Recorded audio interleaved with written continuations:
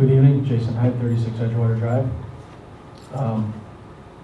I will beg your indulgence if I go a little bit over the 3 minutes. I'd like to read something into the record and then I'll hand it to Leanne for her to have a copy of, and maybe a quick comment on it after the fact.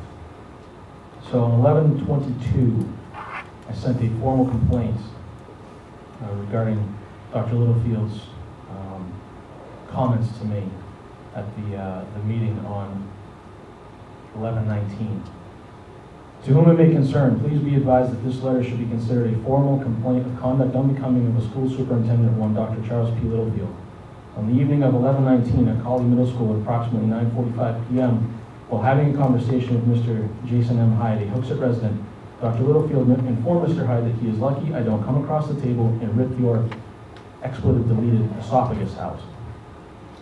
Superintendent then implied that Mr. Hyde had somehow threatened him, and when Mr. Hyde denied making such a threat, and then repeated the threat Dr. Littlefield made to him, Dr. Littlefield corrected Mr. Hyde's quotation, which will stand as a public admission of said threat.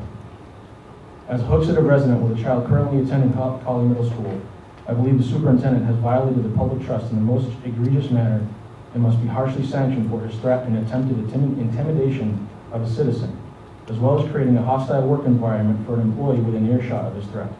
I expect that there will be an immediate and thorough investigation by the Hooksett School Board and the SAU Board, and that witnesses, including Tricia Corcus, the sitting chair of the Hooksett School Board, and SAU employee Karen Lassard, will be questioned on their recollection of events, as well as the parties in question, Charles Littlefield and Jason Hyde. I then quoted the superintendent's contract.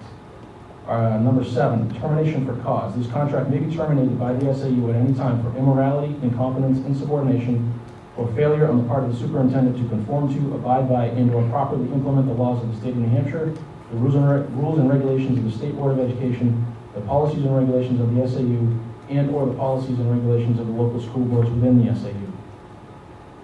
I then quoted the Hooksett School District bullying policy. Bullying, the definition. Bullying is hereby defined as a single significant incident or pattern of incidents involving a written, verbal, or electronic communication, or a physical act or gesture, or any combination thereof directed at a pupil, and in brackets I put parent, taxpayer, or employee, because I think it applies to everybody, frankly. 1, physically harms a pupil, parent, taxpayer, employee, or damages the pupil's property. 2, causes emotional distress to a pupil, parent, taxpayer, or employee. 3, interferes with a pupil's, parents, taxpayers, employees' educational opportunities. 4, creates a hostile educational environment. Or 5, substantially disrupts the orderly operation of the school. Bullying shall also include actions motivated by an imbalance of power based on a pupil's, parents, taxpayers, employees' actual or perceived personal characteristics, behaviors, or beliefs, and motivated by the pupil's, parents, taxpayers, teachers' association with another person and based on the other person's characteristics, behaviors, or beliefs. In accordance with RSA 193-F:4, the district reserves the right to address bullying and, if necessary. Excuse me, Mr. Hyde, what is the will of the board about continuing? He's had 3 minutes.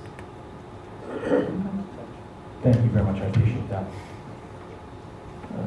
Where was I? Okay. In accordance with RSA 193-F:4, the district reserves the right to address bullying and, if necessary, impose discipline for bullying that 1, occurs on or is delivered to school property or a school-sponsored activity or event on or off school property. 2, occurs off school property or outside of a school-sponsored activity or event if the conduct interferes with the pupils, parents, taxpayers, employees' educational opportunities or substantially disrupts the orderly operations of the school or school-sponsored activity or event. The superintendent of schools is responsible for ensuring that this policy is implemented. I respectfully call for this matter to be handled publicly at a special meeting of the SAU Board to be held on or before December 15, 2013, and that the parties involved are allowed to make statements on their own behalf. I request that the meeting be held at a neutral location, such as the Hooksett Public Library, where there is seating for the public and where neither party is employed. I request that the meeting be videotaped and streamed over the internet as any normal Hooksett School Board meeting, as well as a written record of all proceedings be released to the public. Dr. Littlefield's abuse of power is in this case inexcusable, unacceptable, and unbecoming of his position. In response to the bullying tactics, crude language, and implied physical harm, immediate dismissal from his position as superintendent of SAU 15 is the only course of action. Now, if I could just have another 45 seconds or a minute of your time, I would greatly appreciate that. It took longer than I anticipated. The school board is aware of this letter because I sent it to them, I sent it to the SAU board. There's been some back and forth. Everybody's been very professional about the whole thing, and I appreciate that. I know that the SAU board, which includes all of you, was polled, and a decision was made that a special meeting would not be held. I would ask all of you, let me put it this way, to everyone in this room, to everyone who might be watching this, hearing this, to all of you, if anyone else in a position of power, coach, teacher, principal, guidance counselor, etc., had said something like that to a member of the public, to a parent, to a school board member, in front of one of their employees, I dare say, and I certainly hope and believe, that that item would be addressed immediately by the proper authorities. In this particular case, the proper authority is the SAU board. I would ask all of you to reconsider on a citizen of Hookseth's behalf, and I would say to you, all of you, and everyone in this room, if the shoe were on the other foot, and it were any one of you, and I do mean any one of you, despite our differences, any one of you, I would be up here asking for the same thing on your behalf.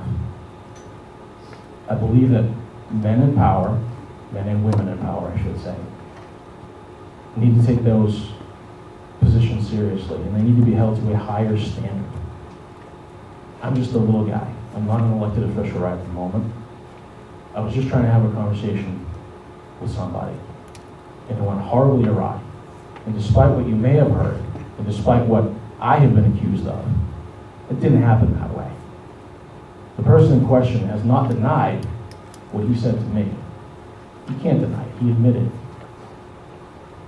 So, I'm just going to throw that out there. I'm asking for you guys to stand up for a citizen in this town who has a grievance, so that can be held. The special meeting will be held before the end of the year, so it doesn't get put off to February 14th, which is a long time to wait.